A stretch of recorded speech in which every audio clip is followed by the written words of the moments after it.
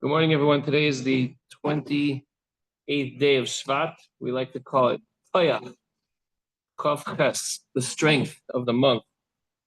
And we're starting a new chapter in Tanya on page 100 in the Chayenu. Charlie, you with us? Shh, don't say that part. Just say yes. He said, yeah. Okay, today is Wednesday, the 28th of Shvat, February 26th. Good morning, everyone. In this chapter, the Alter Rebbe guides one in overcoming Timtum HaLev. What happens if you wake up and you don't feel it? You don't feel like davening. You don't feel like learning. You don't feel like doing a mitzvah. You're just sluggish. You're not in. What do you do? How do you break out of that? In today's lesson, it's possible that a person will not be aroused properly to serve Hashem. And the Alter Rebbe is going to give us ways and means of dealing with it by crushing our sitra achra. Could someone close the door there, please? Perek Chavtes, chapter 29 in Tanya. In chapter 26, the Alter Rebbe stated that both depression and dullness of heart produce a sluggishness. So you might have full strength, you might be stronger, you might be more powerful, but if you just have no energy, you're going to lose. So you got to conjure up every ounce of energy and strength to fight the Yetzer Hara. And then comes along this Timtum HaLev, which is described clearly in the next part of the Tanya. What's Timtum HaLev? Dullness of the heart. It's one thing if you're depressed. It's one thing if you're sad. It's one thing if you don't have good energy. But what happens if there's dullness of the heart?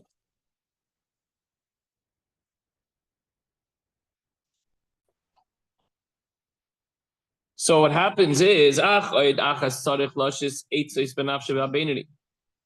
neshamas, whose souls are on the level of a Beinoni, which means all of us, we're trying, right? We're striving to do the right thing, average guys. We have to look for a solution to another problem. There's another difficulty that arises.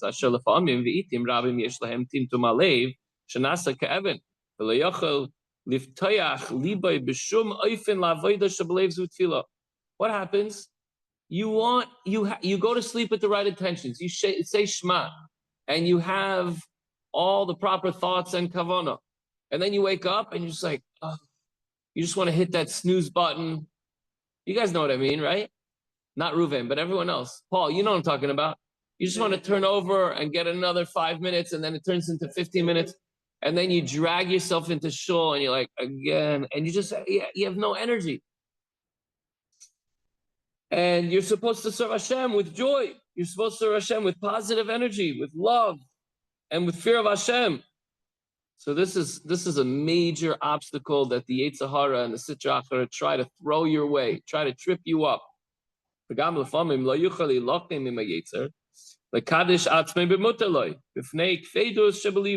the heaviness of his heart prevents him from waging war against his Yetzer Hara, his evil impulse. And even with permitted matters, I forgot to daven, I forget to bench, I forgot to wash nagavasar. It's just I have no energy. What do we do? The Zohar, the Holy Kabbalah, teaches us and gives us this advice.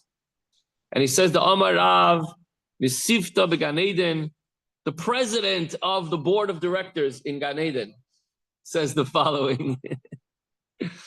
He says, de la salig bein ha'ira, mevatchin le, gufa de la salig bein ha'ira, de nishmasa mevatchin le. A wooden beam which does not catch fire. You take a log, you try to light it, you go camping.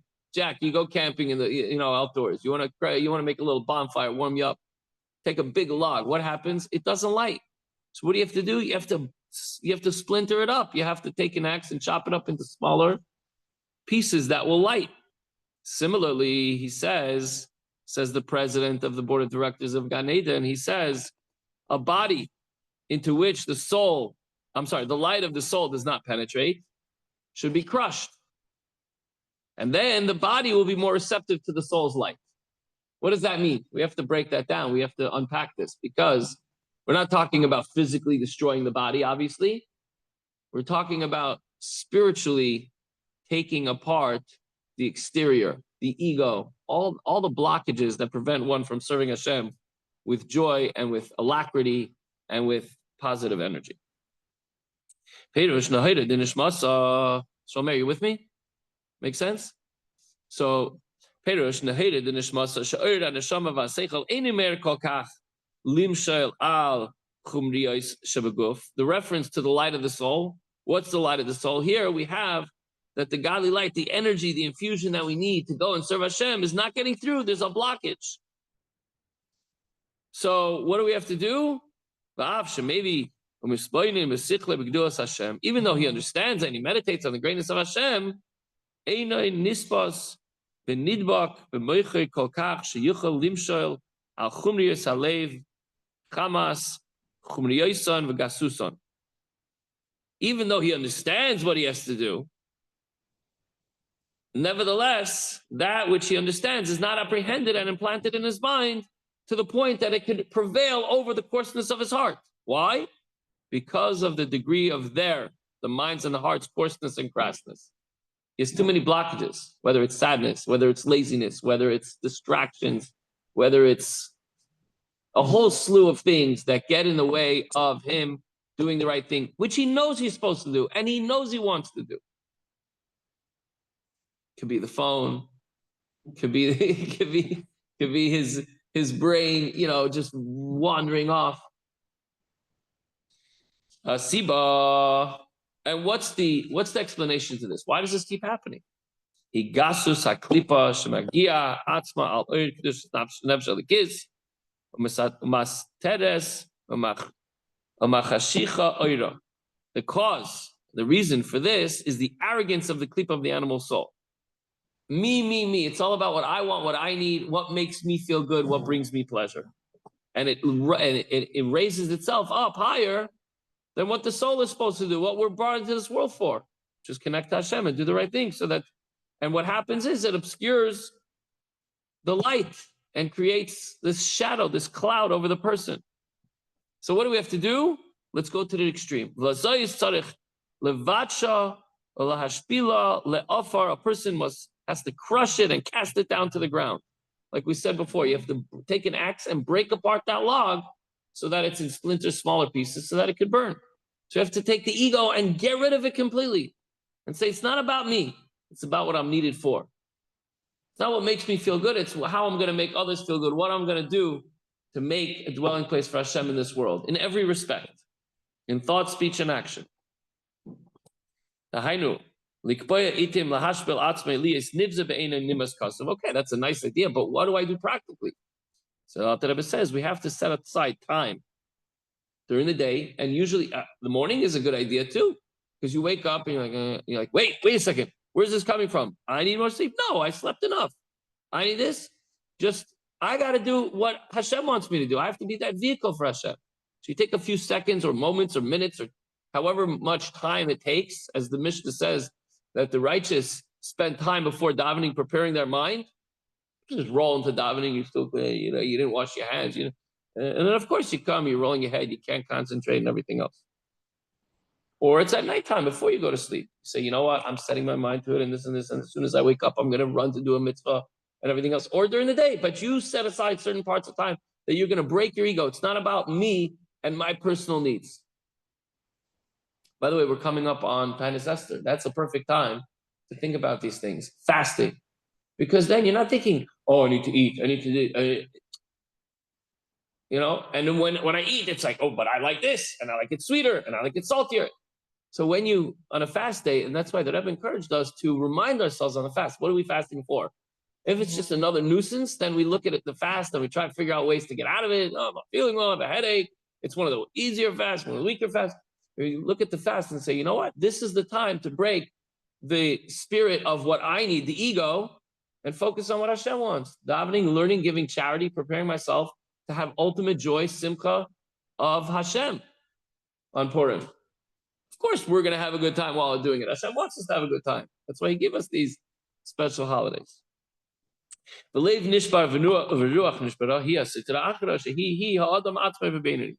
A broken heart leads to a broken spirit, being the sitra achra, which in case of the Beinoni is the very person himself. So obviously he's breaking himself down. We're talking about the Sutra Achara. We'll put it in fancy words, but ultimately it's breaking down your tendencies to be focused on self and not on Hashem. So it's that boils down to one word, really, ego. If we can get rid of that, then it's all what it's godliness. The godly soul wants to connect to Hashem. The animal soul wants whatever is good for me, for myself, for my person. I like this and I don't like that, and I need this, and my seat and my place and my wants and my feelings and my traumas and my addictions and right? Doesn't end. I'm a victim. You need to take care of me. My feelings are hurt. I'm all over the place, but it all boils down to that one thing. It's the difference between me and what I can do to serve others, meaning Hashem, and Hashem wants me to help others. So there's times when I'm serving Hashem only when I'm closing my eyes during the Shema and during Shemona Esrei. And then there's other times when I have to go give tzedakah and I have to help another person. And I reach out to, by the way, Steve, I reached out to that guy. I said, hey, I love you, I miss you. He wrote back, I love you too, whatever. You know, you have to reach out to certain people that are not here, they're not well, begashmius or beruchnius, whatever the case may be, and just make sure that and make sure you don't do it for yourself to feel good. I may have messed up on that one a little bit, but we'll work on that. I felt good about it, but we were caring about somebody who's, you know. You got to do your job, and if you feel good about it, it'll lead to doing the right things eventually. When it comes to the divine soul, it says that soul which you gave me is pure. So if we're focused on the pure soul, it's all about Hashem. If we're focused on our bodies, it's going to be all about us. Now Hashem wants us to focus on our bodies, but not because we want to look good and strong and feel good about ourselves, but because that's the vehicle to serve Hashem. When it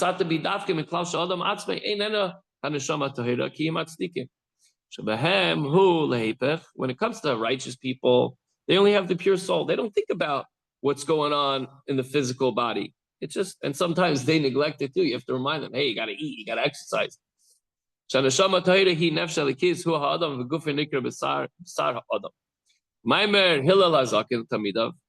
great Hillel the elder said, he would go on to say, when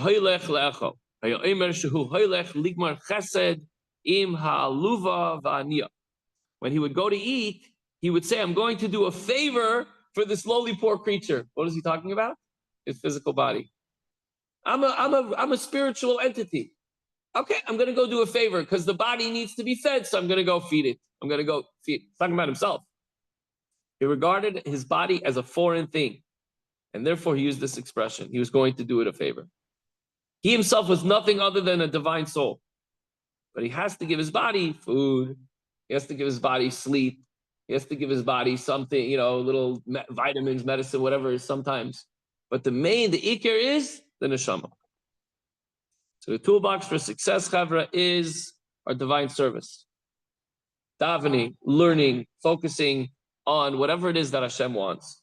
And then there are times when you know what's right, but you don't have the courage, you feel low on energy. Don't forget what this is and where this is coming from. This is the animal soul trying to be selfish once again. What we have to do is we have to find ways to break free from that self-centered arrogance, moving away that ego. And sometimes, not sometimes, Al Rebbe suggests that we set aside certain times to think about that and to say, no, I don't need this. No, this is not important. No, I'm going to focus on Hashem rather than focus on the personal, physical needs of myself. Obviously, we have to take care of ourselves, but that's because the Torah and Hashem commands that, not because that's what I want and that's what I need. So when we do that, we can certainly come to daven and to learn and to perform mitzvahs with energy, with the koyach, pushing away aside and completely destroying the ego and the sitra achra that stands in the way of serving Hashem. B'simcha v'tuv levav, and we're one step closer to fulfilling that which is on our mouth and our hearts to serve Hashem and connect with Hashem in the deepest possible way. Have a wonderful day, Chavra, and we'll see you, Mir Hashem, tomorrow.